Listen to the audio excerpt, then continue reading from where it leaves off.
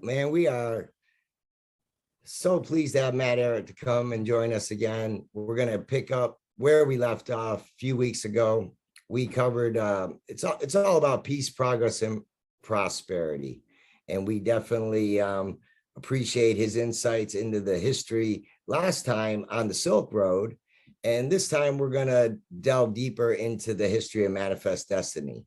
And Brandi, anything to share? No, I'm just looking forward to the jam. I'm here to learn. Yeah, absolutely. I had a lot of fun talking to you guys last it's like probably 3-4 weeks now, but it was a good just riff. We were able to just playfully get across some big lessons in universal history. And yeah, I am very happy to talk about manifest destiny today, and just sort of shed light, maybe unravel a little bit of the mystification around it, some of the emotional charge associated with it. Obviously, manifest destiny is not something that most people in the 21st century have a very positive relationship to. But that is, after all, the title I gave the third and final book of the current Clash of the Two Americas trilogy, which was The Birth of a Eurasian Manifest Destiny, with a picture of Ben Franklin looking at you. And behind Ben Franklin is the China New Silk Road Belt and Road Initiative map with rail lines and development corridors stretching from east to west, even into Africa. And again, the idea being that we are now seeing a re-expression of positive version of manifest destiny that had once animated some of the best progressive upshifts into prosperity, freedom, abundance that we have had before we were all born. All three of us, I don't think, ever lived through a world that was on the upshift. We all sort of were born into a process that was already kind of decaying. And I think that especially in recent years, that decay process has been accelerating here in the transatlantic community at the very least, though not everywhere in the world. We are seeing an opposing process of qualitative growth occurring outside of and beyond the Iron Curtain, which is quickly being erected, separating again sort of east from west once more. So it's important for people, I think, to appreciate, in order to appreciate what is actually going on that other side of the Iron Curtain, which is subject to a lot of slander, a lot of reframing. I mean, many of those interests, powerful interests that are controlling our perceptions, how we interpret what is the motive of China, of Russia, of Iran. They're framing things to make these countries seem like the devil, like it is these countries that are actually out to suppress, subvert, and destroy Western civilization.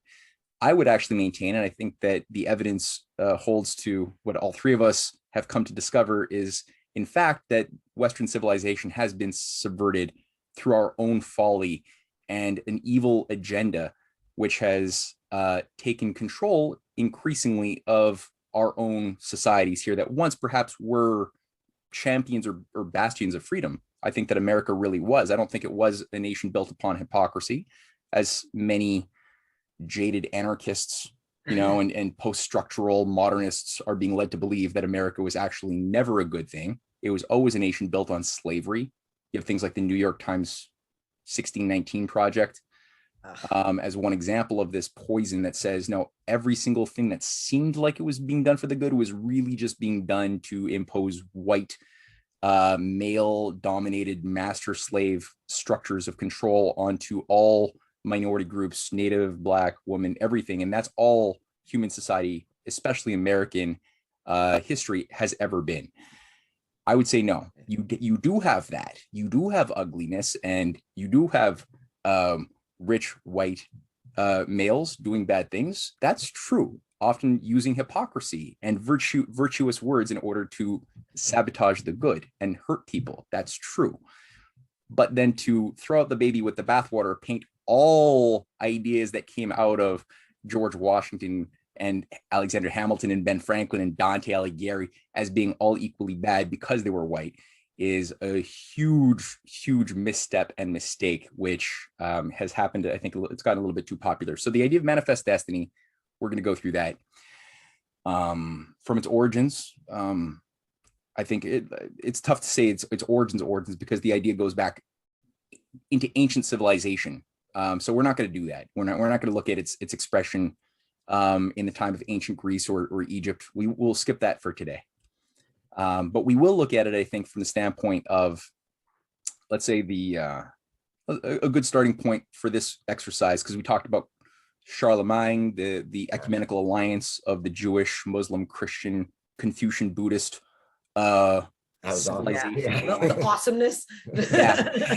Of the second uprise expression of the Silk Road under the Tang Dynasty. We talked about that in our last discussion. So this time, let's take a shift, because that disappeared. It devolved in a process of in the age of chaos, right?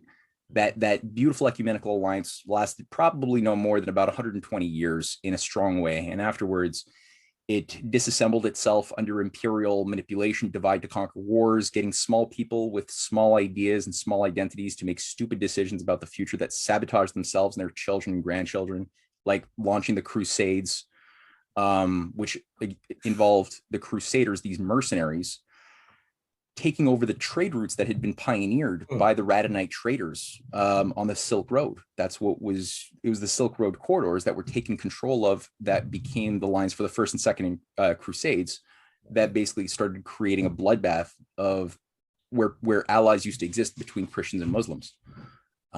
This only got worse. And in China, there was an onslaught. The Venetians, which were at the heart of a lot of this evil, this was a lot of the ruling families of Rome that had wished to maintain their survival after the collapse of Rome and the onslaught of the Visigoths and Huns and other Germanic tribes had pretty much, making they basically came in and tore Western Rome, the Western Empire, to shreds.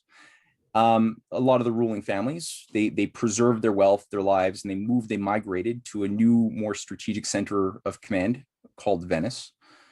And they sort of reconstituted themselves. And this is at the heart of the control of global bullion, global silver. It was this that originally started off as the junior partner of the Eastern Byzantine Empire, but very quickly, after a few hundred years, ended up subverting their older brother of Byzantium, and ended up becoming the dominant global geopolitical force, controlling, again, like I said, banking, funding all sides of religious wars, maritime trade routes once they overthrew Byzantium in 1252 or so.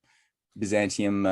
So Matt, that's right around the Ertugrul time, then, right there. It's exactly around that same Ertugrul time. I didn't do the research though into figuring out exactly what the role. Right on. I've been enjoying that series. Great show. It's a super healthy show. Yeah. That being said, I don't know about the real Ertugrul, or right. Nobody does. Yeah. But certainly that was a good use of. For anybody listening and confused, there's a very good, I think it's like a 500 episode long Turkish show that has really wonderful values and political insights called Ertugrul, which we've all been watching, and it's quite good. That tells the story. You gotta love that Sheik character, huh? When he comes in there, he's putting all the blessings on everybody. Oh, there's so many characters at this point. I'm starting to. The one that he kept coming in, Ertugrul's the Sheik, and he would come in, right? The spiritual guy. The wise old man, Oh, man. He's our court for sure. What's his name now? Oh, it's been too long. I'm forgetting names. But yeah, that's right. Yeah. But all that to say, you had a process whereby after the Fourth Crusade, which utilized a bunch of, again, mercenary soldiers from France, from Germany in the 1250s, Venice was able to initiate the destruction of Constantinople, which was a weird anomaly, because a lot of people trying to figure out what the hell is the Fourth Crusade all about. And I'm saying all this to get at Manifest Destiny, I promise. Sure. But they don't quite get how those Christian mercenaries never ended up making it to the promised land. They didn't fight any Jews or they didn't fight any Muslims or Arabs or anything. They ended up just simply destroying two Christian cities, one of them being Constantinople, occupied by Christians, completely looted and pillaged them, and brought most of the loot back to Venice. And coming out of that, Venice got control of all of Byzantium's former trade routes that it had controlled over land and of sea. And they came out of that process as now the global, indisputable force of power, which it maintained itself for another 300 or 400 years in that form. Now, one of the interesting things is that Venice also was the only European power that had a monopoly over the trade routes of Mongolian territories. And Mongolia, I mean, most people were thinking in a Eurocentric, maybe Mediterranean, North African limitation. They couldn't think beyond that. Whereas these higher level imperialists and grand strategists located in Venice were certainly thinking globally. They were thinking on a much longer wave than most. And Asia was a big part of their calculus. The fear of the rise of a new Chinese-led Renaissance, which is what happened with the Tang Dynasty's revival in 680 of the Silk Road after 400 years of decay and collapse and war in Asia. This was a great fear that this would happen again. And the Song Dynasty was a very high level candidate to bring this about. It was one of the highest points of science, of accomplishment of the arts, of painting, of poetry in Chinese history was in this Song Dynasty period. And that had to be crushed and destroyed. Similarly, I think you had similar Renaissance traditions being expressed beautifully in India. That had to be crushed. And the Mongols became in many ways a bit of a battering ram, both to destroy these positive dynamics in Eurasia, Asia.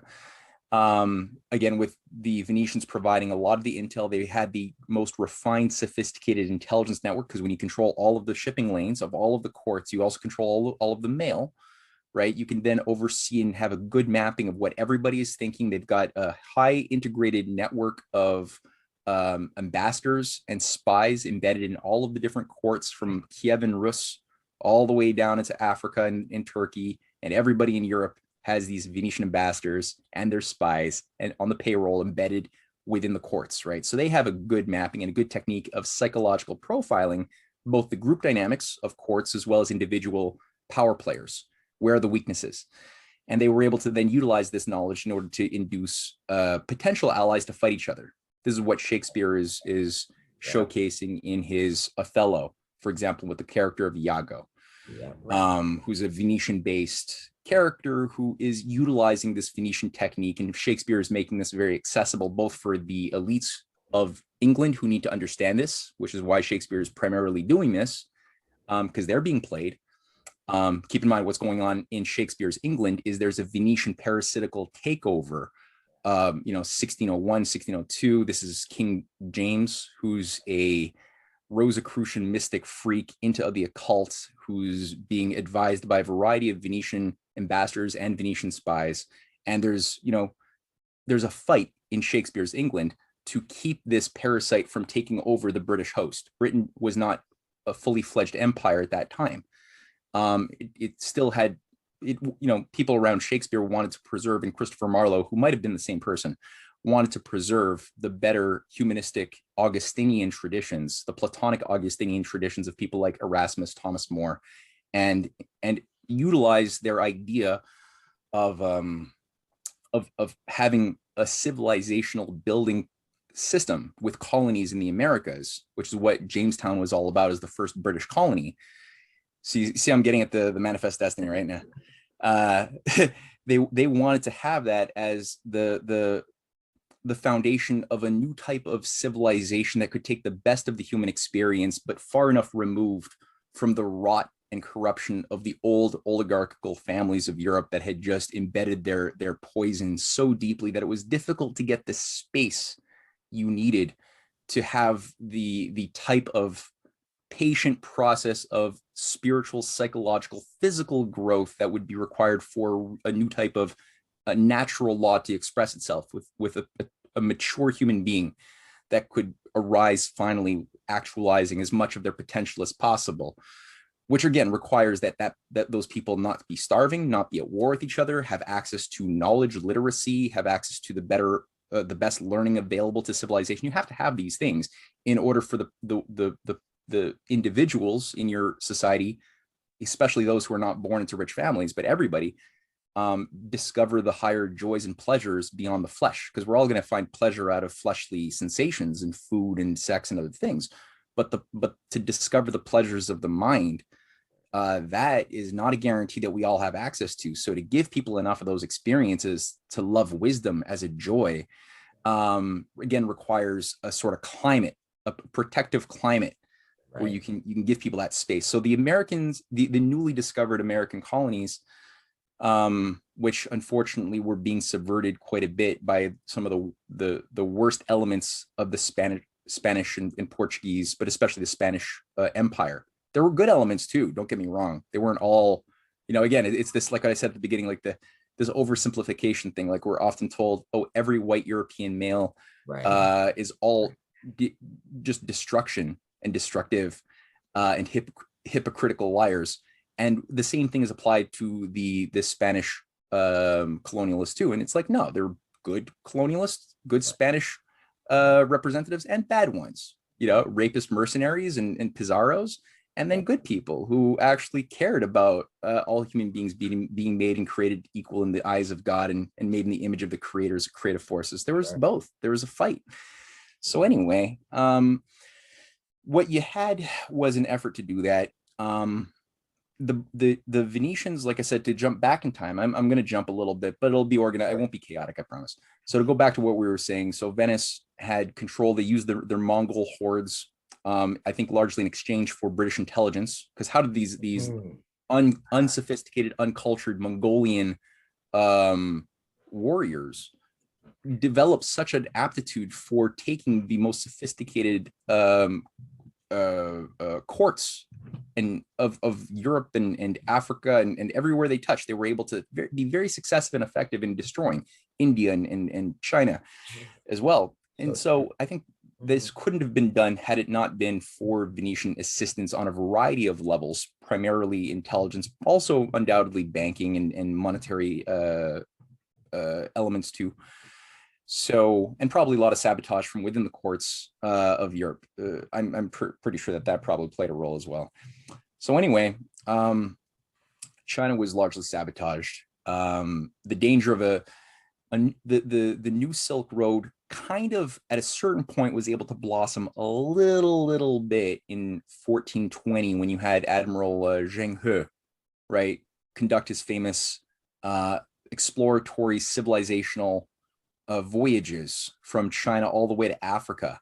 And you had these giant galleons that were like 10 times bigger than the biggest ships that the Europeans could make with the Nina and the Pinta and the Santa Maria. These things were like baby little trolleys compared to these massive galleons that the Chinese were producing. And it wasn't done for conquering. They didn't conquer anybody. They literally, it was all about trade, bringing elephants from Africa back to China, providing spices, knowledge, communication skills, all sorts of things. So it was a real blossoming in the form of the maritime Silk Road. We don't know the story, but something happened around 1430, 1440 in China, where it was all aborted. All of these ships, every galleon was turned to firewood. And it was just completely scrapped. And again, I think that's for future historians to piece together what the hell that was all about. But undoubtedly, there's going to be a connection that we'll find between the East and the West and what was going on in Europe at the time. I'm pretty sure probably has some connection. In Europe, though, you were going through a dark age. There were efforts to try to reverse it, but overall, Europe had collapsed into a prolonged, starting with the 14th century, 1350 or so, was the first real plunge, the collapse of the Bardi and Peruzzi banking houses, which were tied to Venetian central command structures. They collapsed when you had a big debt bubble that was blown up, and a British king decided that he had to default on the debts that he had owed some of these Bardi and Peruzzi banking houses, I think in the form of sheep's wool or something. Couldn't pay it. It was usurious. And he defaulted. And when he defaulted, there was a chain reaction of a lot of other kings defaulting and a lot of the other debt obligations going up in smoke. And these houses that had been around for hundreds of years all collapsed. And with their collapse came a collapse of commerce. More broadly, it spread beyond the domain of Italy to all of Europe. With the collapse of commerce came also a collapse of sanitation, a collapse of employment, a collapse of a whole bunch of things that we take for granted. and an age of war. It's called the Dark Age for a reason, right? We forgot things we used to know. Yeah, the 100 Years' War was right in there. Yeah, that takes off around this time. Yeah, exactly. Yeah, that's now between France and Britain. That's correct. And the plagues. The plagues, yeah, you got a petri dish now all of a sudden, right? So all sorts of weird, no sanitation. That's where it comes from. Throwing bodies in the water. They don't know how to deal with this stuff. And you know, at a certain point, there is a plague that does wipe out something like almost half of Europe. I mean, it's a huge number. So. Yeah, it's crazy. And this goes on for a while with little ups and downs, but overall, it's a pretty dire situation. And coming out of this process, there's a new idea. Dante Alighieri, who had died around 1320 or so. Dante Alighieri had been a bastion of Renaissance. He was like an army of one in Florence, and he was really working so hard to fix this problem. He embodied the best, he internalized the best of Platonic dialogues, Augustinian dialogues, and he just lived it, internalized it, and became the person who not only unified the Italian language, created a new and improved language that could unify the people, because nobody could speak with each other, since all of the divided to conquered society groupings of people living in Italy were all speaking local little mini dialects, and they couldn't even understand each other. So you couldn't really do anything as a coordinated, concerted action together as a people, let alone have a common identity of something beyond your little mini family or community unit. People couldn't develop that. So that's what his works, especially the Divine Comedy, were all about doing, as well as his he did works on the vulgar language, but basically he did a lot of work on poetry to find the best elements of all of the different dialects and create a higher unifying, something more than the sum of its parts, which worked. It took a while for it to blossom, but it worked. He also set into motion, while he was a high official in Florence, a process to build what later became, about 200 years after he died, it was finally finished, this project, but it was begun under him, of the Santa Maria del Fiore dome. This giant mason dome, which to this very day is the biggest dome on the earth, made like the biggest mason dome. We've not been able to figure out how they did it. Even today, we don't know. The best engineers today can't figure out how they made this thing stand without any internal girdings or any internal supports. It's purely based upon its own geometry. Its own weight was configured in such a way that this thing could stand.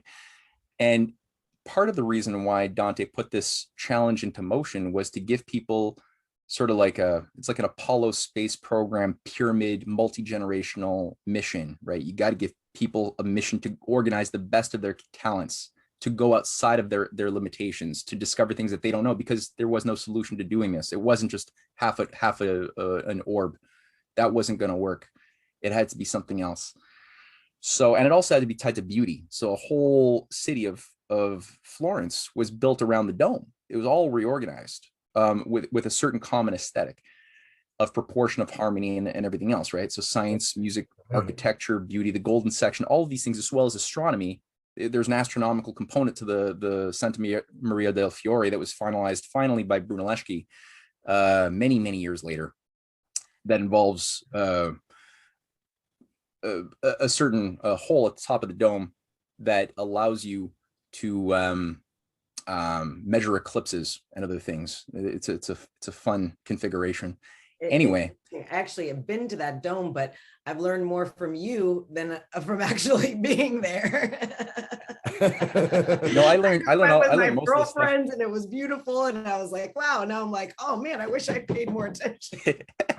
Well, you know, it was Cynthia who did this great presentation on the dome like 7 or 8 years ago that blew me away. That's like what got my engine revved on this. And excuse me. And yeah, like when you look at what ideas and what fights occurred underlying some of these beautiful things we take for granted, it's shocking, right? And people, like, this became an incubator for geniuses. Like Leonardo da Vinci, this was his school. Like a young Da Vinci in his he's 15, 16, 17, working in this environment with thousands of other workers, over the course of 150 years it had been going on to do this thing, involved studying new designs of machinery, because you had to be able to bring the workers up there, bring them down, bring their food up. You got to do so many other things. There were hundreds of machines invented just to make this task possible. And he was the guy who even designed the golden orb that was finally installed as the very last step on top of the Brunelleschi dome. It was Da Vinci who designed and created the machinery to pull it up and install it at the very top. Yeah. So again, it was a real incubator for genius, which again was premised around the concept that we could go always outside of ourselves. We are not what you see. So people are like, well, what are humans?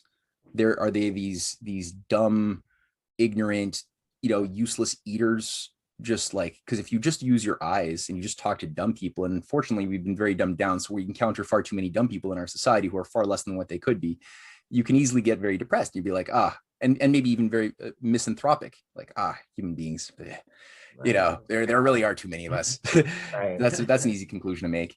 But then when you have a project that is so multi-generational and beautiful like that, you find that human beings are actually premised on their ability to go from worse to better, right? We can all human beings have this power of changing, and we can know that because we've changed, right? We've been through that process, and because we could see it in others, even if those others haven't been through those processes, we can see that the potential is there. And that's what we love about people. All of a sudden it awakens that. So this going beyond yourself, going beyond your limits, was something which oligarchs at that time despised and were afraid of, because they wanted us to be the talking cows, satisfied to live on an estate, on a feudal lord's plantation or whatever, to be managed as the lord sitting in their castle desired. Right. And kids, especially born of poor families, were not supposed to have access to the knowledge of ancient Greek classics or literacy in general. They shouldn't know those things. That's reserved for the upper crust only. Right. So all of this was being challenged.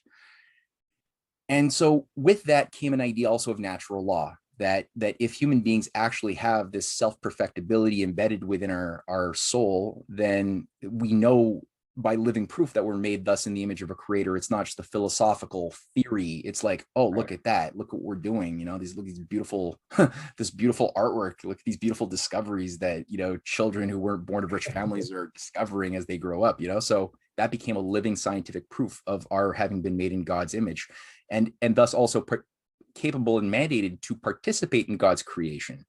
So coming out of this, we had things like the 15th century, the 1438 Council of Florence, which was a real serious effort to unify the church that had been schismed around the concept again of the filioque, that the spirit emanated both through the Father and through the Son, that we could then sort of identify with something that is both mortal and also divine within ourselves by the role model of a figure like Christ, who was able to die for us. So that concept on the identity, you got to get yourself in the mind of people living in that time who were so disempowered, to all of a sudden have that cathartic sense that there's this, we're all a little bit of both, right? A little bit of divine, a little bit of beast, and it's a matter of wisdom that allows us to feed. It's like they say that we're all battling these two wolves, but which wolf is going to win? It's the wolf that you feed, right? Yeah. Which is, I think, a Native American story, but it falls in alignment. It's the same idea. Yeah. So the concept of people like Cusa, who was an organizer of the Council of Florence, was he wrote a whole treatise inspired by the De Monarchia of Dante.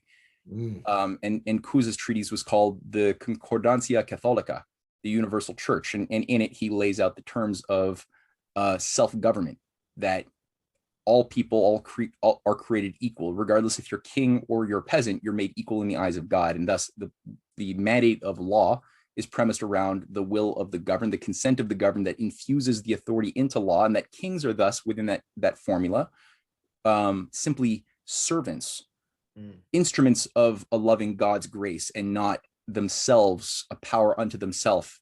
Right? The law's authority doesn't come from the consent of the king to give or to take away our rights. It came from the consent of the people, and the king thus has either the authority or not, based upon his infringement upon that mandate of heaven. There's a similar concept that's the mandate of heaven concept actually of China, of Confucian philosophy, right? That the laws of the state are only good to the degree that they conform to the mandate of heaven, and otherwise the citizen has both the freedom and duty to overthrow those laws that are in defiance of the mandate of heaven. And any emperor that does so has lost his right to rule. Right. So you can see how this would definitely infuse. This is why Ben Franklin loved Confucius, why he was translating Confucius's writings for the American colonists, because he was resonating to the same thing. And you could see it blossom with the ideals of the American Revolution later on. So obviously there were certain very good attempts to actualize this in Europe. And it took the form of the Golden Renaissance, but it was short-lived. There were a lot of, again, the Venetian parasite came back in full force, working to get these different neighboring, early nation states of Europe to fight each other for no real good reason. And that created a climate that was not favorable to the growth of Renaissance processes. Still some did happen, but it was getting weaker and weaker. We don't have to go into the ins and outs of that, but what we do know, going back to what I was saying about Shakespeare, this was now leaping ahead 16. He was operating between 1591 and 1618. I think he dies. It was a very dense period, where the question is the hope of a new Renaissance civilization for humanity going to finally be destroyed, or will it have a chance? And if it is going to have a chance, it's going to be by, again, like I was saying earlier, right, getting it as far removed from the rot of Europe as possible. And so the colonies, the colonial efforts were a big point of hope at that point. And it was not, again, about intrinsically just bringing Black slaves from Africa via the Portuguese or whatever else. It was not about suppressing the natives of either South or North America. It wasn't about that. There were things like that did happen, as I mentioned. You don't want to discount that, but that's not what it was about. Now, the Jamestown colony turned into a bit of a basket case. There was one colony, though, in 1620 that was able to work out and succeed in ways that other efforts had failed. And that was another British colony called the Massachusetts Bay Colony. John Winthrop. John Winthrop, who arrived on the Mayflower. And there was constant communications between John Winthrop, the Mathers family and the Winthrops early on were champions and defenders of this idea that the new society would be like a city on a hill. That was the founding constitution, right? And it would not be this is the origins of the manifest destiny idea in the modern form, in the American form, that America would not be an empire or Pax, Romana or something. It would not be a Pax Americana to suppress and subvert the weak, but it would be a city on a hill, a beacon to demonstrate just what an effective expression of civilization looks like, so that others will want to emulate the good. And that's the right way of doing things, and that's the right way I think a teacher operates too in a schoolroom, right? Like an ineffective teacher is kind of like an imperialist or a tyrant who will we all had them. That's a great metaphor. Yeah. And they'll demand behavioral modifications from the students according to pleasure and pain and fear. And a good teacher is somebody who just simply is kind of like a student, and the students trust the teacher because they can see that the teacher is open to learning new things and is being playful and is just being an effective, good human being. And the kids are like, oh, I admire that. Yeah. And, so that's sort of what good statecraft is too. And that's where it originally sort of got a hold of, like a good fertile soil. And in Britain, this was a point of tumult. There was a Republican revolution in Britain for about a decade under Cromwell. There was a Protestant revolution, right, which cut off the king's head, Philip II, I think, but it might have a different Philip, might have a different name. But the king lost his head, and a Republic of Britain was declared, but it was a messy situation. There was an underripened process. They tried to pluck the fruit before it was too ripe. This is why Ben Franklin, you appreciate him so much more. That's why Ben Franklin is on 2 of the covers of my 3 books, because when you look at his brilliance, he had the patience to not pluck the fruit before it was ripe. He knew and played a key role from 1720s when he's a young guy being recruited by John Winthrop into this American intelligentsia operation. And from that very early age, his brother, his oldest brother, who he ends up working for in a printing house in Philadelphia, his older brother is a Hellfire Club devotee. His older brother is recruited to the Hellfire Club. I didn't know that. Yeah. Man. And he had already been recruited even when he was, I think it was back in 1710, he first meets John Winthrop when he's just a little kid. And Winthrop just sees this kid who, is like just eats up books. By the age of 3, he's like reading books. And he's like, wow, this kid's something else. And he like gives him access to his library, and he's there every day. And Winthrop and his colleagues are just in awe that not John Winthrop, Cotton Mather. I'm sorry, I'm calling him John Winthrop, but I meant to be saying Cotton Mather. Your father. Yeah. We're now in 17, not 16. Yeah. Sorry. No worries. So yeah, Cotton Mather's the man. He's like the top guy at this point. But he was influenced by Winthrop. He was influenced by Winthrop. Yeah. I mean, they were all, right. Yeah. And so, Cotton Mather recruits young Ben Franklin. And so Ben Franklin's brother is a big problem because there are these British controlled, the Hellfire Club is kind of like it's worse than the Epstein Island. It's worse than that. And it's really like, it's kind of like, the satanic cults that was brought into the upper crust nobility of England. That was sort of the gateway of corruption through which the Venetians were using to take control of the courts of England at that time, was through the Hellfire Clubs, doing all sorts of weird stuff in caves. Even today, there's like some of the caves that have been preserved with the Irish branch. They were kind of nominally legalized in 1720, but they just continued and they went underground doing the same thing with the same elites. No wonder why they like their Bohemian Grove so much. It reminds them of that. The Bohemian Grove really is that, I think. Yeah. I think so.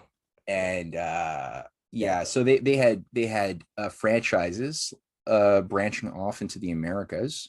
And in Philadelphia, which was sort of the humanist beachhead, that's where I think it was James Franklin, who was the older brother, had been recruited. And because he had a printing press, it was a high power in those days, no internet. That the printing press is the key for thought control. Good for good or for bad. So Ben Franklin was assigned to both work under and get intel, like work under his brother, figure out what the hell is going on.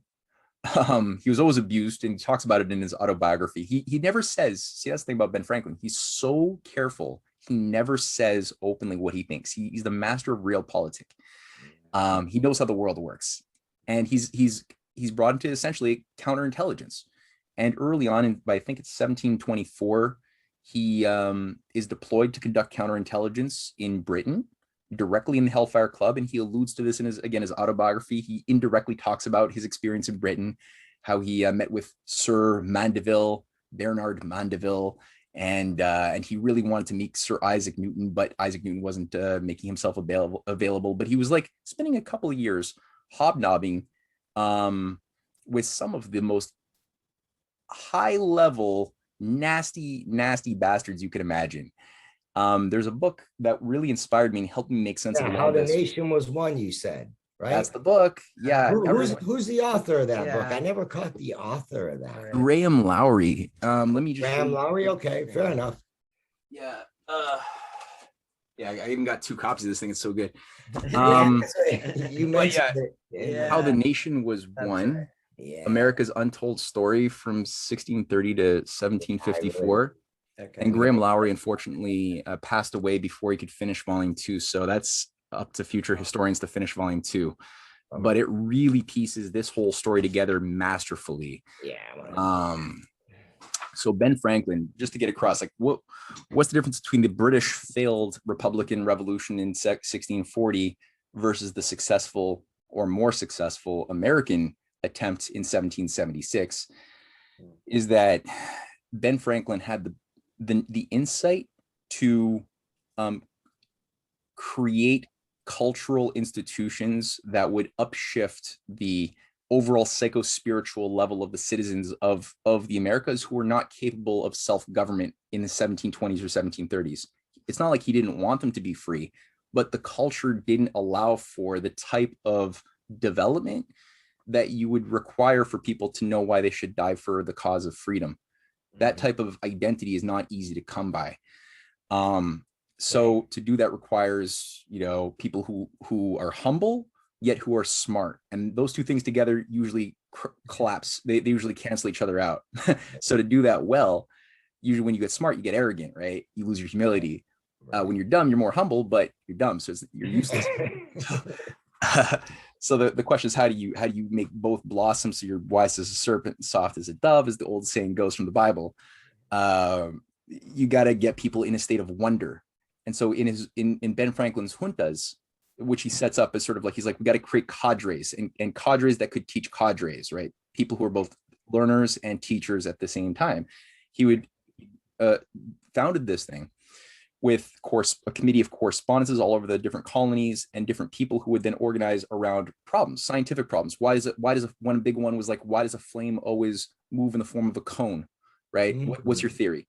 What about certain weather phenomenon? Can you come up with theories? And they would meet up after like a month with their various theories. They would give treatises. They would speak to each other and try to come up with solution concepts to natural problems. What is electricity? Why does it behave a certain way? Why is it whenever, you have a glass ball that you like spin with a feather and then you touch your neighbor, you can get your neighbor gets an electric shock? Why is that? What's that say about the nature of is it within the glass that's causing that? Is it in the motion of the feather? What's causing that, right? Does that have anything to do with what's going on in the clouds when there's a rainstorm? So these sorts of questions just expanded the mind into a state of like a culture of wonder was able to sort of blossom. And within that environment, wisdom started forming itself around trusted colleagues that he could start trusting and working with. He started creating institutions like libraries. He was the first one to do that. Post offices. He created the first Canadian post office. Newspapers for the masses. He created the Canadian newspaper, the Montreal Gazette. That was Ben Franklin, not a Canadian. Beautiful irony. And fire departments. He made sure that these things organized. So he created like a different type, and also he promoted the idea of paper script and colonial script specifically, the idea of each colony having the ability to emit paper script for the purpose of stimulating manufacturing and internal developments. That was part of his 1729 on the necessity for a paper script report. This had been done based on his studies under John Winthrop of what John Winthrop had been fighting for and had lived. Or Mathers, Cotton Mathers. Cod Mathers, thank you. Thank you. Had been fighting for regarding the earlier colonial script of the 1640s that had funded the Saugus Ironworks, for example, in the 1640s and 50s in Massachusetts, that had outproduced even Britain's iron production systems. And this was, I think, done because Britain had their own Republican Revolution. So the good side of the Republican Revolution of Britain is it created such a state of tumult and chaos, on the one hand, that there was no ability for the oligarchy to put its priorities on maintaining control, its iron fist over the outskirts, right? It had to just focus on trying to get back control of what it was losing in the capital. Right. So that instability worked in favor of the Renaissance process. And also, I would say that there were good people. There was John Milton, who was a very noble, good soul, who was a high level, not just a poet, but a political official within the Republican government, and many good people. The problem was, again, there was people whose minds were not properly developed enough to understand the sophistication of the Anglo-Venetian intelligence operations that would use well-hearted dumb people to carry out destruction and chaos, kind of like what we have today with Black Lives Matter or other groups. A lot of good-hearted people who just don't understand what the hell they're they part don't know of. what they're backing. No, exactly. I have no clue. So they become kind of Jacobin. And it became a bit of a, Christian versus Catholic bloodbath thing, injustices, and the whole thing just petered out. Worship of injustice. Yeah. Yeah, eye for an eye stuff. It just never works. And so in the case of the Americas, you didn't have a lot of these Catholic versus Protestant issues. You had some sects of Christians, but overall, people were all relatively on the same page as, first and foremost, being citizens, pioneers, trying to figure out and eke out. It's a very difficult thing to build a society where you have wilderness, swamps, or breeding grounds for disease, and it's not easy. to drain a swamp and to make, the wilderness livable. So this was like something that, again, brought people into a type B personality type. They weren't people who you couldn't survive if you were just a compliant pleasure seeker. You would be Right. not long for this earth. So you had to sort of be a little like find the thing that leaps outside of yourself. That personality type had to exist. And so Ben Franklin's discovery of electricity was part of this process. He was like, look, people, he knew that he had important philosophical views, but he knew that it couldn't grow if he didn't do something impossibly important. So he had to prove himself to sort of make his political views or ideas resonate. He had to create a big accomplishment in science, and he put his focus on the question of electricity. So without a university education, I mean, I think it was grade 3 education, he was able to, through a pure heart and a rigorous mind and the ability to playfully let go of or be humble enough to let go of false hypotheses, he was able to be much more effective at making breakthroughs about the nature of electricity than all of the greatest minds of Europe, who were just too arrogant to make a discovery. And he trumped everybody. And he did it in a way that was tied to both finding useful application, like the lightning rod preserved thousands of homes and barns and everything else. But he invented personally hundreds of new inventions. He innovated, he pioneered the idea of patents so that every person could take pride and also benefit financially from great ideas that they would have. That was not a thing before Ben Franklin. That was the foundation of a viable, real form of capitalism. Was the mind had to be the key that made value work, and the behavior of money and profit is always tied to that understanding that the mind is the sacred primary thing that gives and infuses value and creates new resources by leaping outside of old systems of false thinking or limited thinking. Sure. So he then like became an international celebrity. In France, they were calling him the Prometheus of Europe. The demigod that stole fire from Zeus after a drunken orgy and gave it to man because he saw and in Aeschylus's Prometheus bound, Prometheus eloquently describes how, his motive, even though he's accepting torture for his defiance of Zeus's law, he says, it's my joy to still take this torture because I see this potential in humankind as being more than what they are. And that's why fire, it's not just fire, it's also mathematics, astronomy, poetry, everything came with fire in the story of Aeschylus. So that's what they called Ben Franklin. And he kind of did, right? He took the fire from the sky, right? The fire of the gods, Right. bolt. And he did share that with humankind. The elites were enamored by him. Like, all of these aristocrats of France were just like, wow. He was super funny as well. So all of the young damsels in the French courts were like, oh, Monsieur Franklin. So he was like super, super clever and tons of charisma. And he was a diplomatic mastermind, and he was able to win over leading princes, later Marquis de Lafayette, even the king. He inspired and created allies with the greatest scientists of Europe, like Jean-Sylvain Bailly, the greatest astronomer of France, who became the mayor of Paris, and also the person who was in charge of the L'Assemblée Nationale that declared the tennis court oath on the universal rights of man later on in 1789 in France. Lavoisier, the great chemist, was also a part of this political process. Who was a Ben Franklin correspondent, but he also had allies that he built up throughout the courts of Russia, like Ekaterina Dashkova, who was the only female president of the Russian Academy of Sciences in 1780.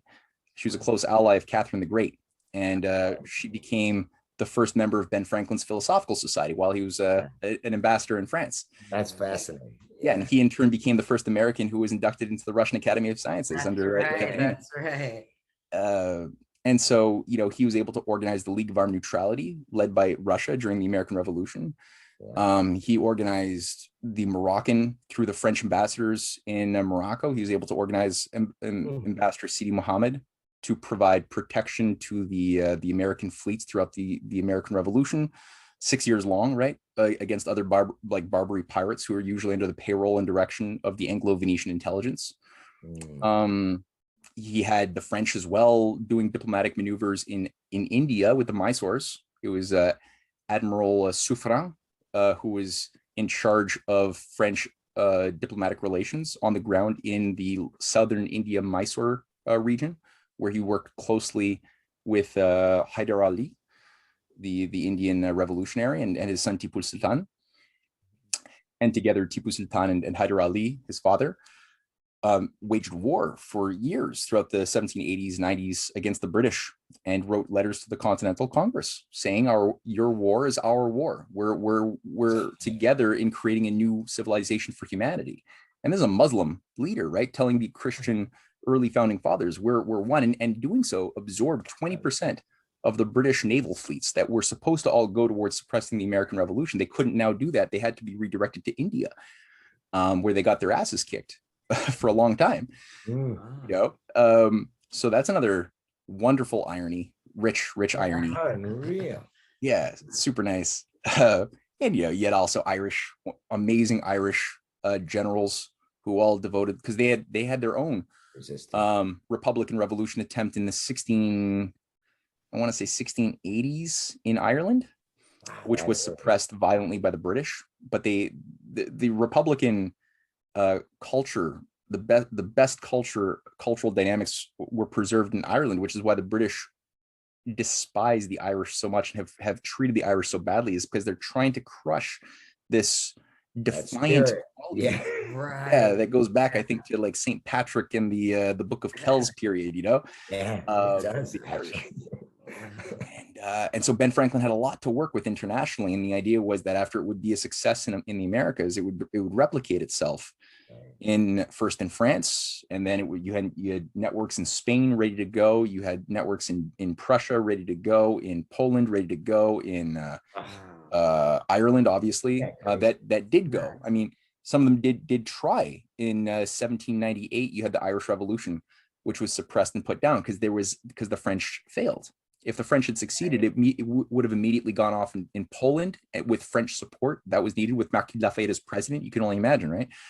And at the time, the King Louis XVI was favorable to this Republican cause. He was a better king. Not all kings are intrinsically bad. Some have good culture. So, you know, that was one direction that the world was going. Unfortunately, as I mentioned, it got subverted. British intelligence performed a very sophisticated set of operations, chaos operations, that took and utilized the weaponized poor of Europe, especially, to become weaponized battering rams against the state and all parts of the state, the good and the bad alike. And the Jacobin mobs turned the revolution into a bloodbath where everybody, good and bad, lost their heads. All Ben Franklin's allies who had helped make the American Revolution possible, all were killed. Marquis Lafayette avoided death because he was able to escape to an Austrian dungeon, where he ended up sitting in a dungeon rotting for 5 years. In fact, Beethoven's story of Fidelio, if you want to watch an opera at some point, watch Beethoven's Fidelio.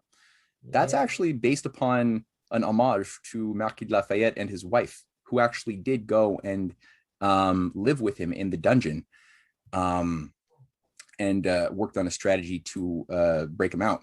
Get him out of there. But yeah, so Beethoven was definitely a Promethean spirit of a high degree. It was very much inspired by this idea. So, you know, you had all of this happening. So how does this bring into the manifest destiny idea? Well, the original American colonies were bankrupt. So coming out of the American Revolution, they were able to finally succeed in declaring political independence, but they had no economic independence. They had no development. They had only debt incurred from the war that none of the 13 states could possibly pay in a million years. They had no industry. They had no manufacturing. They had nothing. They just had they were agrarian. They had a lot of culture, largely because of Ben Franklin's work over decades, but they didn't have the means of doing much with their mental powers. So this was the next phase of the fight. And also they had a lot of empires. Other than the 13 colonies, every other part of the Americas were owned by the British, the French, the Russian, and the Spanish empires. Where did the Russian, where did they have? They weren't so much of a factor. They were Alaska and some of California, okay. down to northern California, where you have Fort Russ. they never really played too bad of a role in anything, whereas the Spanish and the French and the British empires did play some much more nefarious.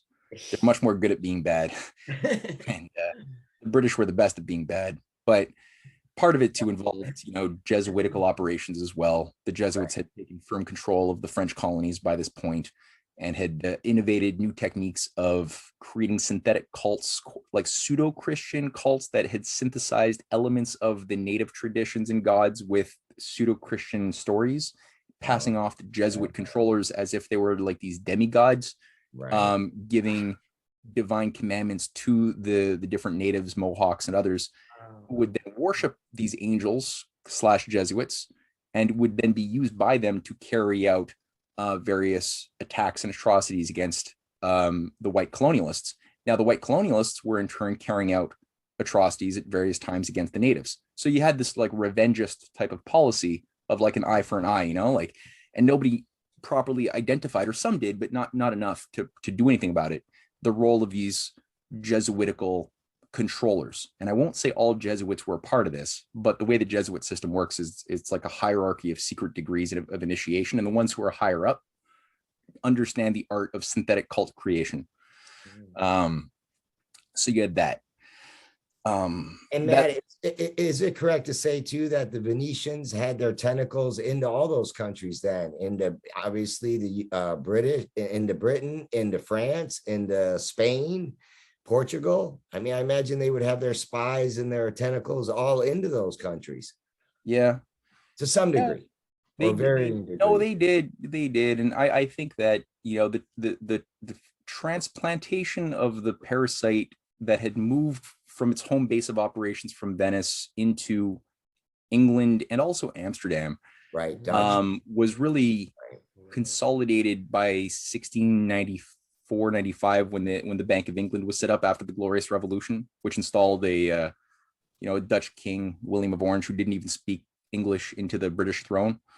And the grouping that carried out this coup d'etat in Britain was the Venetian party, run by, at the time, their henchman, their lead henchman was Lord John Churchill, the Duke of Marlborough, who became the warlord in charge of the entire British military under Queen Anne, and after William of Orange dies. But he's the one who initiated and helped facilitate this so-called Glorious Revolution and the creation of the private Bank of England, as well as just concentrated the power and reorganized the power of the city of London as a new global hub of operations. But he ran the Venetian party of Britain, and even Benjamin Disraeli speaks about this Venetian party. He described Benjamin Disraeli as actually one of the most candid former prime ministers of Britain to talk about this history. Not that he was at all really a good guy; he's just candid, and he talks about how the kings after George the First, George the Second, George the Third, all the kings after this period, after Queen Anne dies, were all Venetian doges. And Disraeli says, George the First, he was a doge. George the Second, he was a doge. George the Third, this is Benjamin Disraeli speaking, says he tried not to be a doge, but he could never escape his Venetian constitution. Both, there's a bit of a play on words there.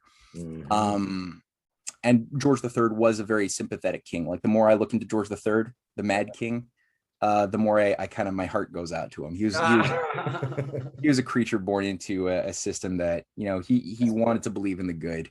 And he had a lot of influence around him of people like Ben Franklin's close friend, Benjamin West, was the court painter. A Philadelphia brilliant painter, was the head of the British Royal Academy of Painting, Fine Arts Academy, and was a close confidant, same age as King George the Third. And they had spent evenings until like 2-3 a.m. talking about philosophy, government, everything else.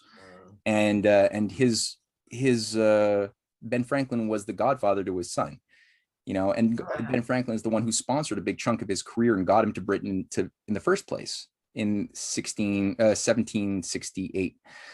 And he just rose. His paintings are wonderful. He was the president of but get this, right? An American from Philadelphia, confidant of Ben Franklin, becomes the president of the British Royal Society, British Royal Academy of Fine Arts. How the hell does that happen? Who's like organizing the king, and the king again, he really wants to believe in these noble Republican ideals.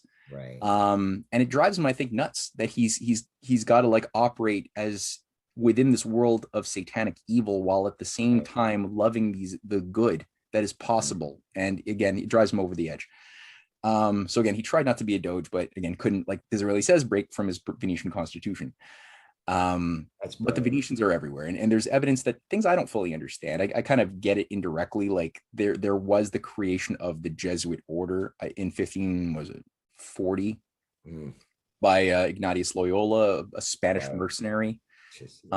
This was a period when it was a Habsburg control over Rome.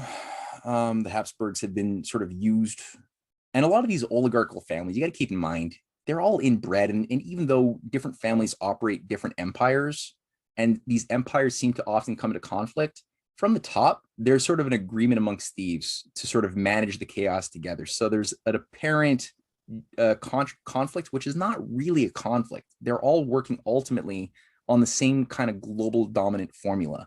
And so the one component of this, as far as gang counter gang operations, because there's like nested degrees of, synthetic cults that seem to be opposites to each other, like different, sects within the Protestants, sects within the Catholics, who will then be induced to fight despite their better self-interest to work together.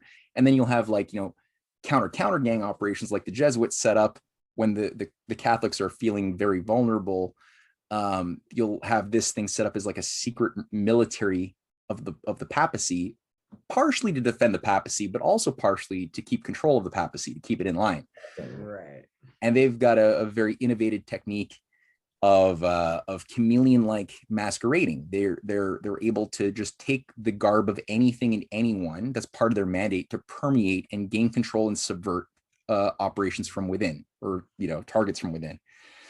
Which is why the Jesuits didn't really develop a very good reputation. And again, not all Jesuits are like this. A lot of the Jesuits you'll find are really good people. They simply, when they got to the different parts of the exams, because it's a lot of constant self-examination from your superiors, and it's a chain of command structure. Some of them on their test decided to, not kill the rabbit, and they were told that they, I'm being facetious here, but they were told, yeah, you passed the test, and their life would be doing good things, but they would never be allowed to then break past a certain glass ceiling. Whereas those who did kill a rabbit passed the test, and they were then they went on. It reminds me of that lecture that James Doyle did on narcissists, right? That was brilliant, and just it reminds you that like these narcissistic type individuals that then they become part of these institutions that become narcissistic, and then obviously what are they breeding, at that point? Absolutely, yeah. No, it's a self-breeding system of self-generated evil. And it's very antagonistic to natural human sentiments. It's gross. But all of these one of the things that all of these different oligarchs managing different territorial areas of the Americas, they can agree upon is the need for stasis.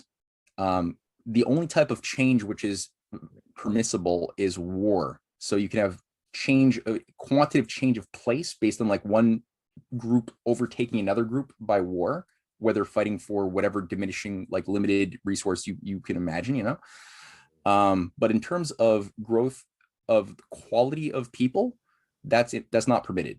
And so a big part of the century, even the full century before the American Revolution, which again, Graham Lowry goes through from 1630 onward, is this idea of having a continent, gaining control of the continent by this Republican movement to expel the oligarchical structures of hereditary power, hereditary authority, and all of their Byzantine intrigue.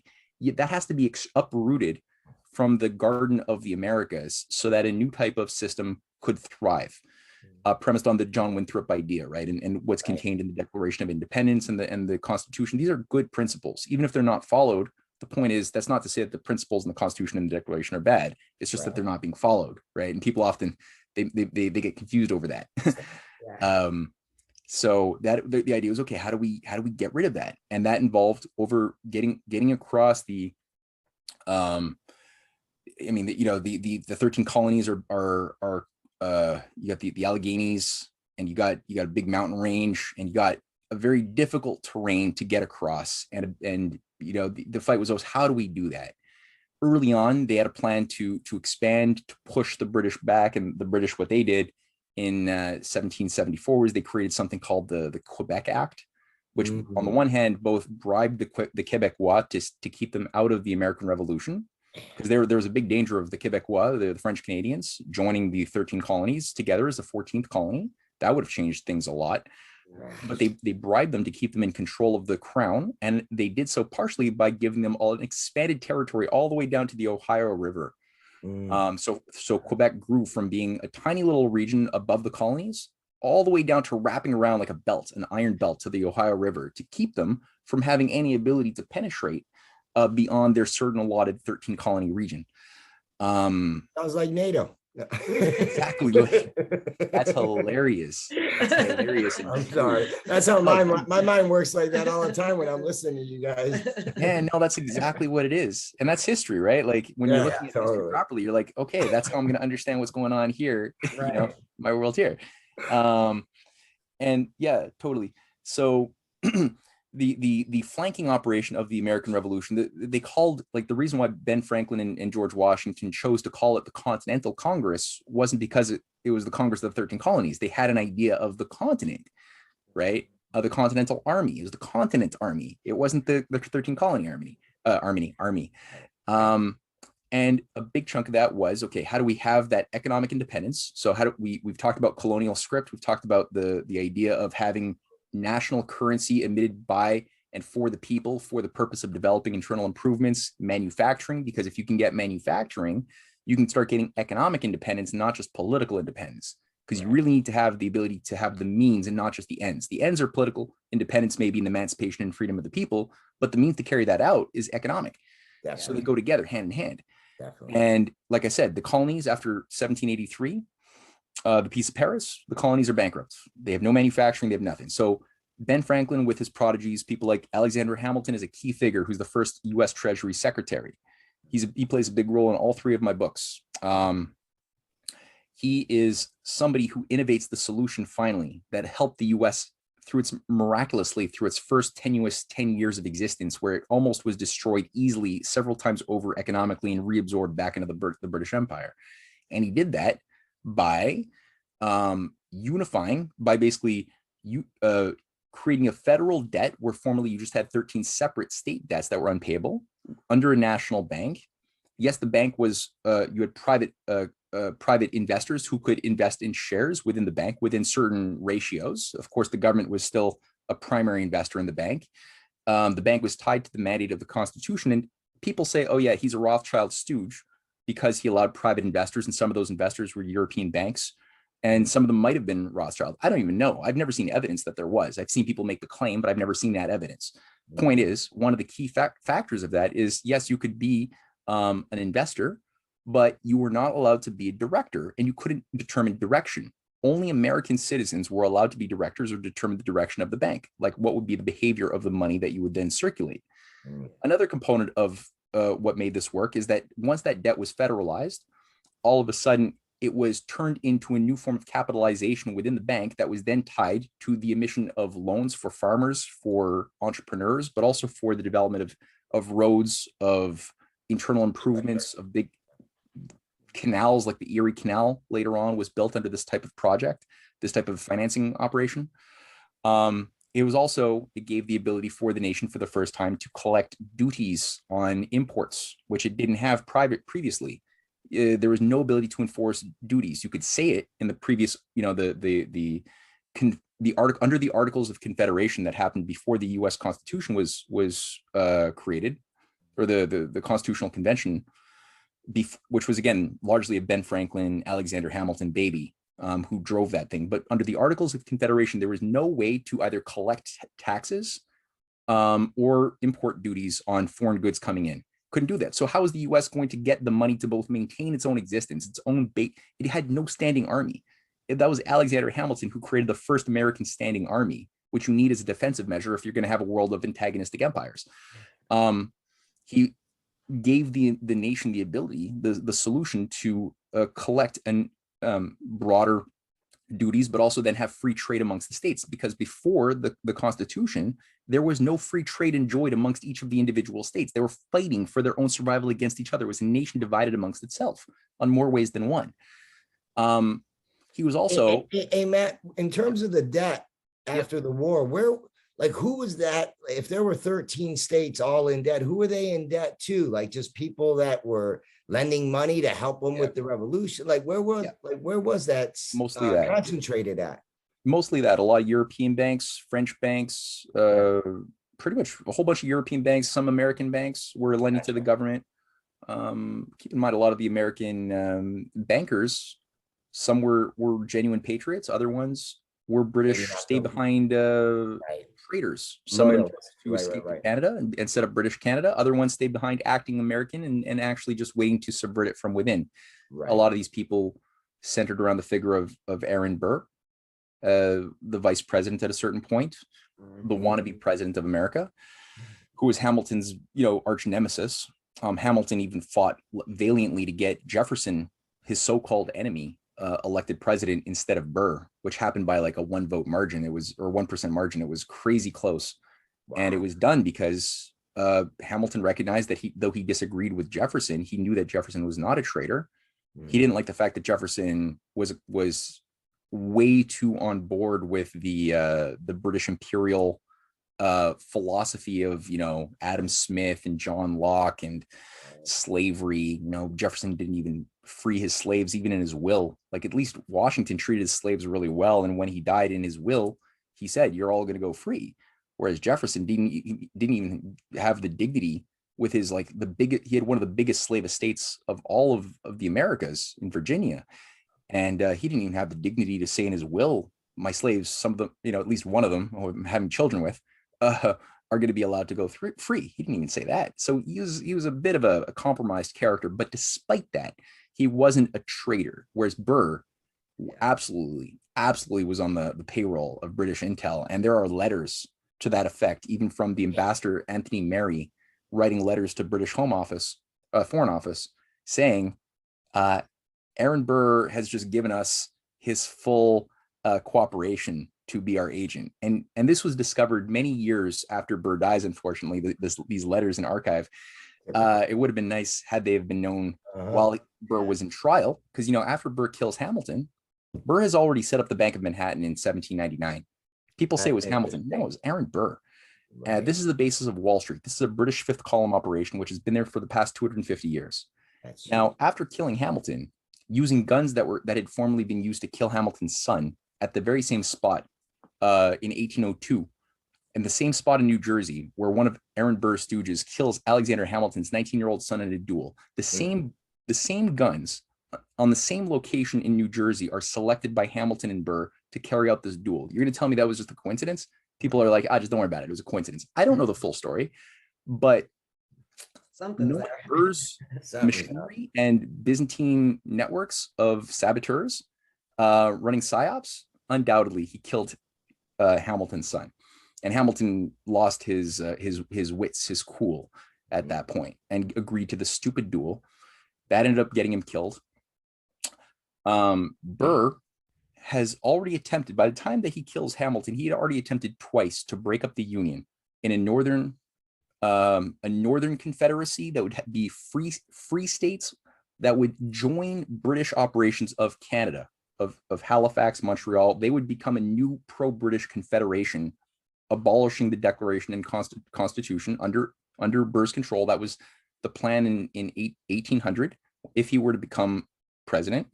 There are letters, both with Thomas Pickering, George Cabot, another member of the junto, of the bad junto, the Federalist Party, that most of the Federalists were enemies of the state. It was really just Hamilton who was like an arm again, kind of like an army of one, like They Dante. just went in there and just infiltrated it. Yeah, he was like trying to keep the thing going. But when he was gone, his whole party turned into an aristocratic party of traitors. But Monroe was hanging with them, and so was like Madison, and Adams was still around, and John Quincy Adams, right? I mean, they had some allies, right? Yeah, I shouldn't generalize it too much, but it came really wrong. Yeah, there were still some good characters. Yeah, but it lost a lot after Hamilton died, and so Burr had failed in his attempt to have a northern and southern confederacy, both pro-British, one slavery, one free. In 1800, he tried again in 1803 when he was running for governor, because he was a lame duck vice president. He couldn't do anything. But New York was just like today the engine of much of the Americas, and he needed to be governor in order to effect the next attempt to do the same thing, essentially break the northern states free. New York would lead and join the British colonies, and let this the black slave states have their own country and just break it up, divide to conquer. That again failed because again Hamilton jumped in just like he did in 1800, made sure that what's his name, Morgan Lewis, became governor instead of Burr in New York, and Burr totally lost his shit. He really had to kill Hamilton, and did. The third attempt that Burr manages to try to break the USA once more was in 1807. And this is where I'm saying it would have been really nice to know about this letter between Anthony Merry and Home Office, the British ambassador, because Aaron Burr was utilizing the newly acquired Louisiana territories that had just recently been purchased by Hamilton and Jefferson. They'd been purchased by Napoleon, who was in desperate need of money to fight his Napoleonic Wars. And he, French colonies in the Americas were a low priority. So they bought the Louisiana territories, expanded the nation by a factor of, I don't know, like 300%. I'm not too sure the number, but huge.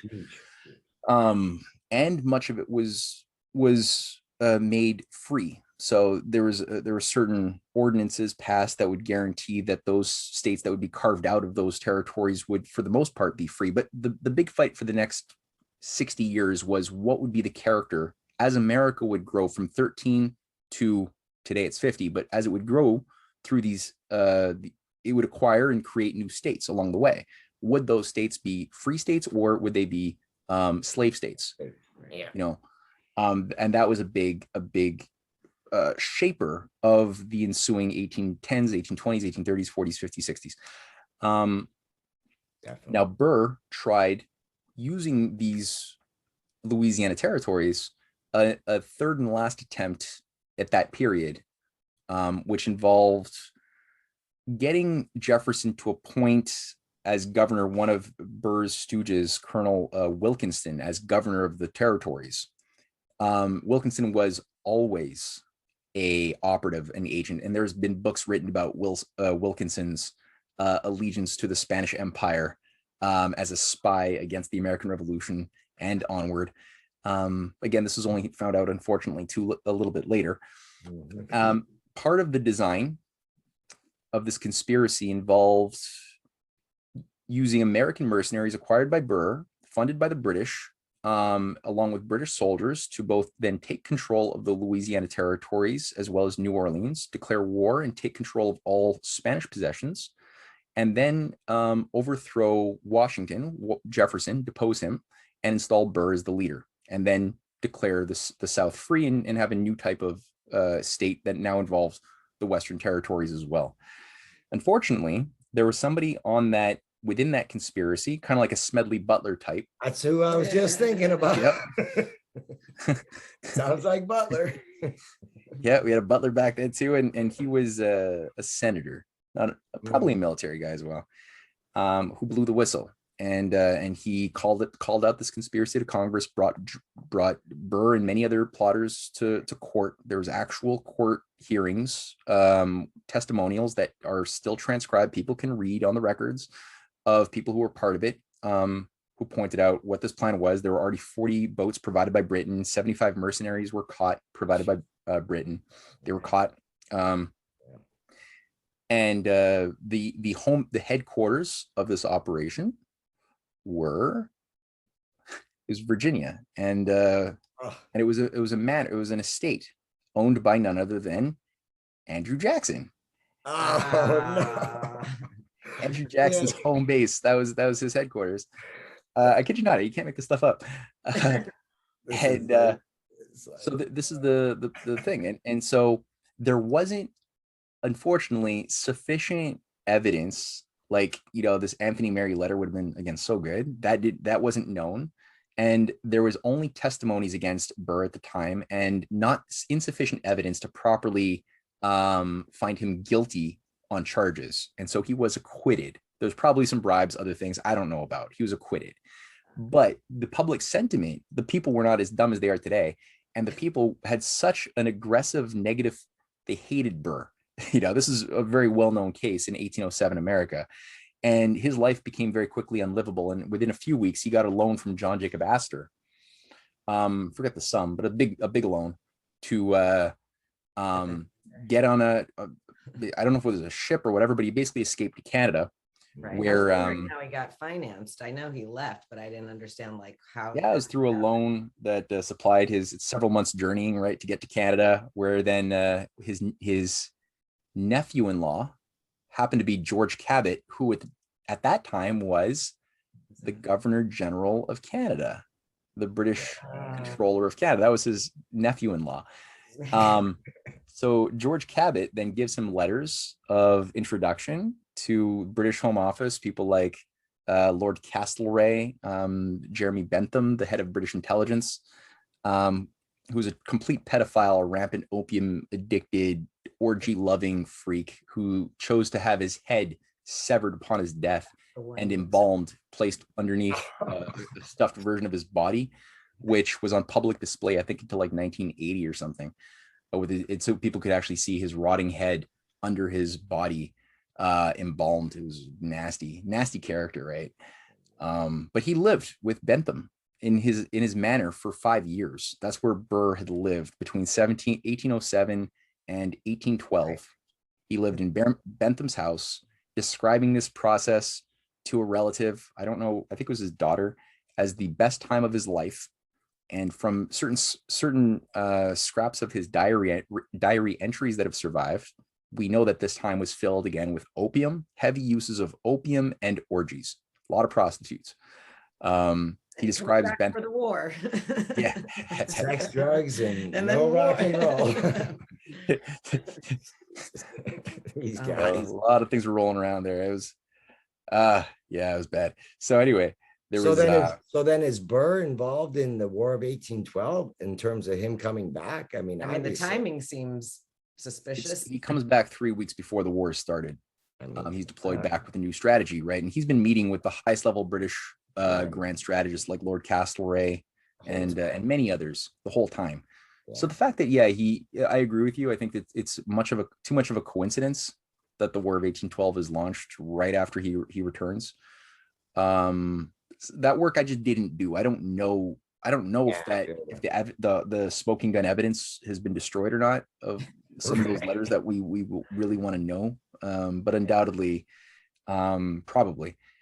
And what we do know is that Jackson was involved. We know that. Well, we know Jackson was involved in terms of being in the military at that point. He becomes a war hero in this time. It was largely because the American Revolution almost came undone at this point. The War of 1812 is a sloppy war. It probably could have been avoided by wiser statescraft on the American side of things, who didn't have to be so hot-headed. But the war did happen, and we know that the first national bank had been permitted under Madison to expire, and with its expiration, the United States didn't really have too much to carry out a defensive strategy against the British. It was incapable of paying soldiers. The finances went into disarray. All of the states went back into having their own little mini issuances of local state currencies. Every individual local bank were emitting their own currencies. There was no unifying currency function. There was no ability to, again, collect duties on imports to gain revenue for the state to manage the army or any other functions of the government. So things were going bad fast.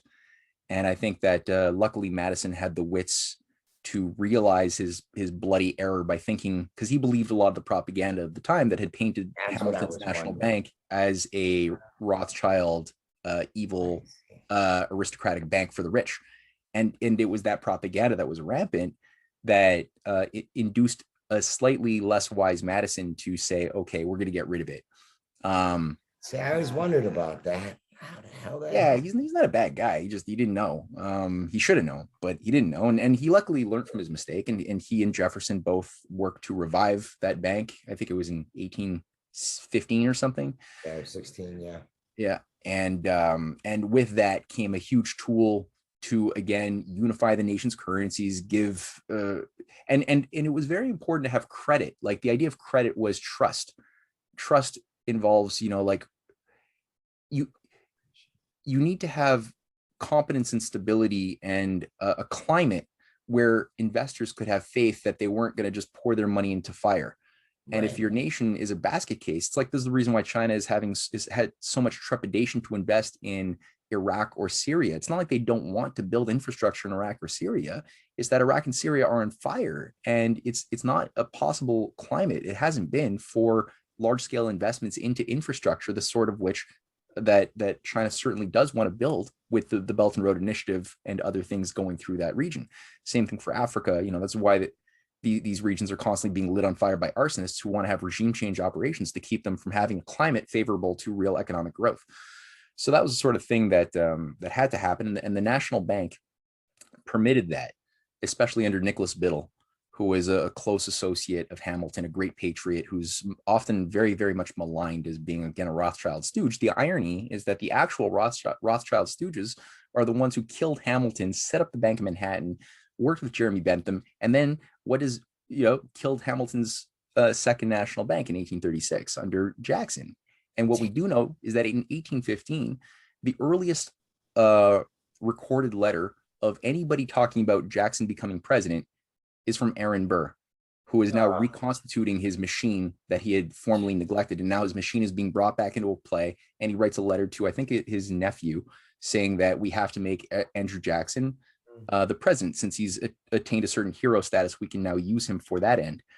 Right. One of his other associates is a fellow named,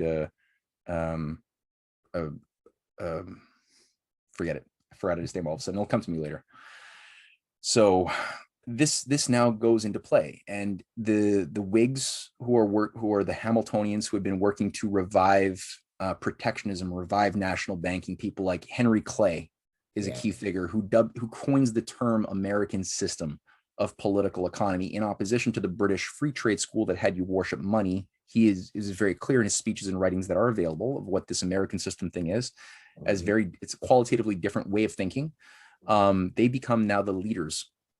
At a certain point, he's Secretary of State. People like John Quincy Adams, again, is a leading figure of this under first James Monroe, sorry. And then he becomes president, and he's an enemy of these fifth columnist British deep state traders who are all circling around the figure of Burr and Jackson.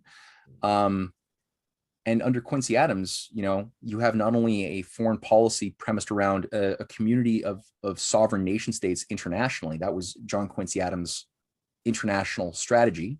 But the Monroe Doctrine was formulated by John Quincy Adams too, premised around the idea of keeping the Americas as a whole free from enmeshment in British and French and Spanish imperial intrigue. So keep them out, extract the weeds, and don't get enmeshed into their messed up games in Europe. Like, don't get into foreign wars. Is that like an early form of protectionism? Like, is that kind of where it started? It started earlier. Protectionism itself began in the Renaissance in Italy and Germany, and then in England and France. It was something that was recognized early on during that Renaissance period, that you could have you could favor the growth of local commerce, local industries and farmers by putting a tax of an import tax to make it more expensive to purchase things from abroad. And that way you can cultivate and stimulate the growth of your own needs. So it had been done to every time it had been done, it works. And even the British Empire recognized that, which is why the British, ironically, would always promote the use of free trade for the victims that it wanted to rape, but it would never actually use free trade itself. Britain kept control internationally of a monopoly of manufacturing by having protectionism for itself. So, right. Ironically, yeah, it's good for it's not good for me. And that's also sort of like why Britain would promote the idea of the euro, right? It was global Britain, and the city of London was promoting the euro through the 70s, the 80s, and then finally when it culminated, Britain's like, oh yeah, we got an economic crisis. Right. We're going to keep our pound, but you guys have fun. We'll join you later. Okay, we promise. That is so Venetian, man. That whole globalization model is so Venetian. It's ridiculous. Totally. Oh yeah, you get your enemies to destroy themselves, right? You have minimal personal input, and the Venetians called this the Tautius Gaudens, the principle of the third that wins. So the person who can get the person A and person B to fight and kill each other, person C, if they were able to do that, they were the winner. And the most effective, the power that is the most effective in that game is the one who can have the greatest amount of degrees of separation of their mind and the effects of their intention as far removed as possible. So you want as many gears separating you from the guilty hand that stabs the person in the back that you wanted to kill, right? And so most people don't even know what is motivating them with what's right. And so many parallels to today. Yeah, and sometimes when you look at that in that clock, right, there's all these gears in the clock. Sometimes that most insignificant looking gear is the one that is actually making everything else move, and your eye is immediately like attracted to the big gear, and you're like, look at that big gear, look at the United States, they must be the most evil country in the world, destroying all of these little countries for like 70 years. And you're like, yeah, they're big and they're easy to see, but what's actually making them move in this very anti-American way since JFK died? And you're like, oh, it's this little thing that actually is much more powerful because it's more strategically placed. Yes, exactly. So I mean, the whole manifest destiny thing, I mean, I know we're running late, but I would just say the idea that came out of people like John Quincy Adams, Hamilton earlier, Ben Franklin especially, and all the way through the American early colonists like Winthrop and Mathers, and then with their previous heirs in Thomas More's Britain and Erasmus, there was like, look at Thomas More's Utopia, that was brilliant. Yeah, good lecture, Matt. Yeah, thanks. Yeah, that was the idea, is we want to create, and Thomas More's Utopia is, how do we create, it's like his republic, it's like his city of God from Augustine. It's how do you imagine a world that is premised around natural law and justice, that looks nothing like the type of hypocritical crap that we're actually doing in our world. So we have now a template, and it's a very playful experiment, but it's tied to this world on the other side of the ocean, right, in Utopia. Very different from Francis Bacon's piece of trash occult New Atlantis. Very different. Francis Bacon is part of the Venetian operations to destroy this movement and to Delphically sort of take it and then turn it inside out into a black magic cult piece of insanity. But so the whole thing is premised around the idea of we have this harmony of the universe. God, the creator, is a creative, loving God that created the universe both with order and with grace and love, right? So that there's an ability with that idea to see a resolution to the freedom duty paradox, right? That we can learn by loving our higher joys of loving wisdom, pursuing wisdom, and finding pleasure in that we find is more important than even the pleasure we get from the senses. Doesn't mean we dismiss the senses. We don't have to like whip ourselves every time we feel like, an impulse to eat cake or the senses can be good and are good, but they have to be organized by wisdom and temperance. So you don't have too much of a good thing or too little of a good thing. You look for enjoying the good according to wisdom. And so the sensual and the psychospiritual can grow and improve together. It's deeply embedded in Confucian philosophy too, right? The 7 stages of man, as I was from being in the first stage, when I was just learning how to think, and by the age 50, you're like learning how to trust your emotions, and by the time you're 60, you can completely give into your instincts and know that you're on the side of justice. So that idea is embedded also in Hindu philosophy too. There, you know, and we see it in the Vedas and various other teachings within Buddhism. We see it all over the place as a concept, which is taking different clothing. But overall, the idea is, you know, if that's the case, then the type of political economic laws that we allow ourselves to govern our society have to reflect that dual need for order, coherent stability, but at the same time be flexible enough to allow for creative change and improvement. That's tough. Usually if you're going to have one, it goes into chaos, and if you have the other one, it goes into tyranny. So to be able to have both requires, again, this playful wisdom, right? Like we talked about the good teacher, right? And so part of that is to go beyond your limits, both inside of yourself spiritually by making discoveries, but then expressing them like Ben Franklin did. He discovered metaphysically laws of the universe, but then he had to test it out in the physical world by building things to test his thoughts out. And we found that the universe resonated back to the good ideas by allowing us to then have greater quality of life. We could support more people at a higher standard of living. And, you know, nature, he had his work on the Society for the Manumission of Slaves with Hamilton, the two major leaders, and John Jay, was key to not just free slaves. And, you know, it was Ben Franklin who designed the emblem of, you know, am I not a man and a brother, right? With a black slave and in chains, right?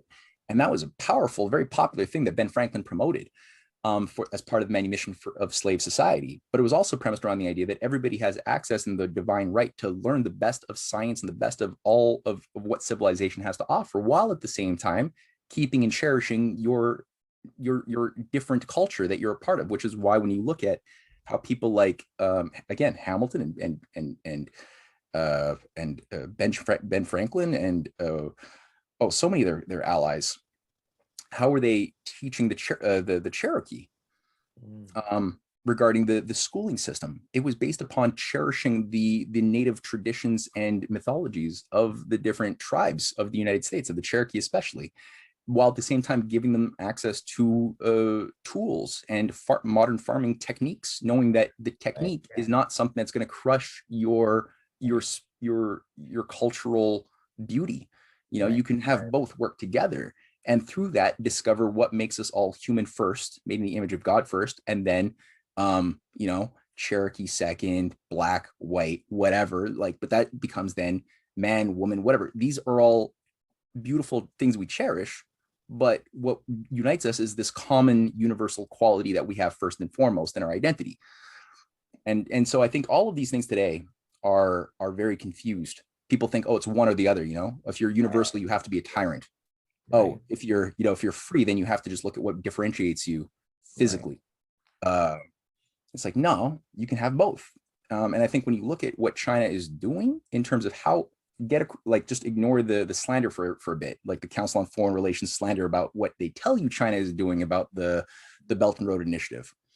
But it's very much akin to that better approach of like the training of engineers in the Uyghur region of Muslim China or Tibet, where you have a big Buddhist population, but you have also the biggest rates of growth of quality of life, per capita GDP. Literacy has gone from being like, I think it was like 19% in 1940 to being something like 99% today, with an average lifespan of 72 years of age today, where it was something like 38 years of age back like 60 years ago. So, I mean, the rate of improvement, that's Tibet, and similar factors are visible in Xinjiang. And you could look at the cultural centers where they're celebrating Muslim Uyghur traditions, oral traditions. There's songs, there's dances that they're still learning. They're not crushing their local dialects or languages. They're also just happened to learn also Mandarin. So there is a blend, a balance of both the universal need for progress, for improvement of our life and and the environment that we're born into. China's greening deserts. You know, there's now more bioactivity on the earth than there was 20 years ago, primarily because of India and China's economic activity, primarily, you know, desalinating water, moving water from flooding regions in the south into the drought-ridden north area. India is doing the same thing with reforestation. And it's very similar to the, when you look at the rail lines that are driving this process through the new Silk Road, it's very similar to what people like, again, John Quincy Adams launched this idea of a continental development strategy for the Americas as a whole around big projects with the national bank as the instrument to provide directed credit for low interest, long-term projects that would then create the basis upon which the bank would be capitalized, and the debt that you incur would be extinguished once you build the big project. And the big project would then increase the abundance of society to such an extent that not only would you extinguish the debt that you incurred to build the project, but you had so much more free energy, so much more abundance that you could then reinvest back into the system to create things that were unimaginable a decade earlier. And this was expressed beautifully with the growth of the original Republican Party around Abraham Lincoln, very different from the beast that took over with Dick Cheney. But this is what the Transcontinental Railway was all about. This is why there was plans to extend the Transcontinental Railway through British Columbia into Alaska. After the Russians had saved the USA and sold Alaska to the Americans, the idea was to then extend that rail with telegraph into the Eurasian landmass through the Bering Strait, where it would connect into the Trans-Siberian Railway that had begun with American locomotives built in Philadelphia, with the direction of American patriots working in Russia with Tsar Alexander II and many others, and Alexander III, and even Nicholas, but Nicholas got stupid. And that was supposed to then connect into China and through Manchuria into Eurasia. You had Bismarck doing the same thing, adopting the American system of Hamilton under the Friedrich List reforms that were unifying the German state for the first time, but around protectionism and around state credit for rail. And that was tying into the Berlin to Baghdad railway to help the Ottoman Empire that was becoming very weak and outdated, and they wanted to modernize. That would have worked. So there was this whole electric life that was all spreading around the world. And China, Sun Yat-sen was establishing the first presidency of China, the Republic in 1911, modeled on the best of what Lincoln was bringing to the table with the three principles of the people. Yeah. And he laid out grand designs in his development. He had a program called the International Development of China. It's a book you can get on archive.org. It's a beautiful book. And he lays out what essentially is today the Belt and Road Initiative in 1921, 1920. And it takes a while for, obviously, decades go by. This thing doesn't move because the international world goes insane with two world wars that shouldn't have happened, imperial, both, then a Cold War that shouldn't have happened, imperial, complete. So the climate needed to have the sort of long-term patient investment that was required for these things to manifest and to give humankind the ability to have the space spiritually that we needed to blossom. That was always aborted in the cradle. And so, yeah, I mean, what you're seeing right now with China coming out the way they have since 2013, this goes back to the Eurasian birth of a Eurasian manifest destiny. That's why, again, just to clearly show it. Volume 3, there it is. Here's a couple others. Oh yeah. You see that, right? So wait, there we go. We got all three. Cool. Fantastic. So yeah, like volume 1, it kind of worked out nicely because there you have the unfinished symphony, just to get across that America is more than people think it is, but it's less than it should have been. In that sense. So the painting of Ben Franklin sitting with the American delegation at the Peace of Paris is kind of cool because it was never finished. The British delegation never actually agreed to the American independence. So it's an unfinished painting. Ironically, in the painter of that, remember I mentioned the character Benjamin West, right? Yeah. So that was Benjamin West who painted that, a beautiful painting that was never completed. And it I think speaks to the story well. Yeah. And then, you have the Open versus Closed Systems Collide Volume 2, just to get across the recapturing of the US and the loss of this potential, with JFK and Zbigniew Brzezinski representing two different paradigms of the genuine versus illegitimate so-called US manifest destinies. Zbigniew representing the Pax Imperium, Pax Romana idea, whereas John F. Kennedy represented much more this Mathers, city on a hill, Monroe Doctrine type of approach. And, one represents more the Roman Republic idea. The other one represents more the Roman Empire idea.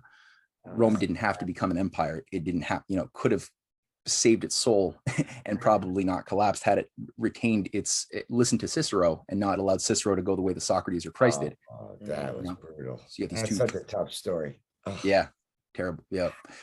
And then the third one is then finally Ben Franklin's revenge in a sense, and we don't know this. Yeah. Man, we got to do it again, man. I know. This is just We too gotta much keep going. fun.